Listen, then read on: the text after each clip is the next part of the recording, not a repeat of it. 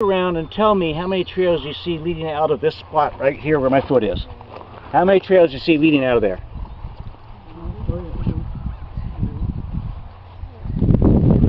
Four at least. Everybody got an answer? Say four. I see 5 when I do it, with fewer people in the way. And the 5 trails, why would the Park Service build 5 trails out of one spot? What's so special about this To spot? the 5 sections, the 5 thirds. Park didn't, the deer did. Oh, okay. The deer make the trails out here, we use them. That's cool. And so, when you're in this meadow, if it looks like a trail to you, it's a trail. If it looks like you're going to have to start killing plants to walk on, it's not a trail. All right? Simple as that. If you have to step off the trail to get close to a flower, each time you put your foot down, set it down on grasses. Grasses will recover from one footprint. But if it's something else, try not to step on it. So it takes a little maneuvering, figuring out. And why would you want to go off trail other than taking pictures of interesting flowers? In about 2 weeks to pick blueberries. Oh, yeah. The blueberries in this meadow are about that big. You'll be able to see them now, they're still a little pink. Wait till they're dark blue, almost navy blue, with a frosty coating on the outside, looks like. They got a cusp on the end, like a crown, opposite the stem. Pick that off, pop it in your mouth, you'll never buy a blueberry in a store again. They are that good. And I'm looking forward to it, because I come down here with a little container and get myself some blueberry pancake materials. Yeah. Do you know what kind of yarrow that is? I don't know the kinds of yarrow. That is a yarrow, that's true. The little white cluster on top, almost flat across, but the leaves are feathery looking. They're deeply notched, and that's a yarrow.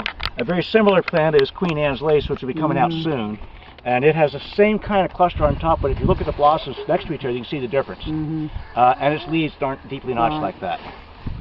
There's another plant that also has a great big huge blossom on top that's flat across, white blossoms, that's finishing up now along the drive mostly, and it stands about 10 feet high. Yeah, they're nice. That's Queen Anne's lace on steroids. That is cow parsnip.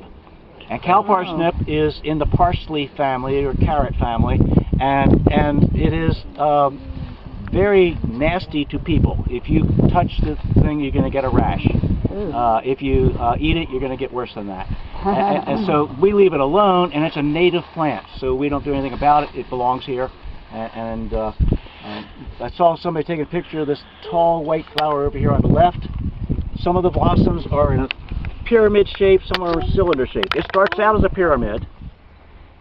As the season grows, it becomes a tall cylinder of blossoms around like that, and then it turns, after it's finished its pollination time, it turns into a purple color, and then brown, and then dies off on surface, all right? And that is fly poison. Fly poison was used by the settlers. They take the root, grind it up, put it in a saucer of milk or water, add honey or sugar to it, put it on the windowsill. The flies will be drawn to it. I'm about to sneeze, excuse me. Take care of this. Drawn to it because of the sweet stuff, sip it and die. I need that in my tent. Huh? I need that in my tent. Yeah, yes. But I don't recommend the honey, because there's a larger creature around here who likes honey.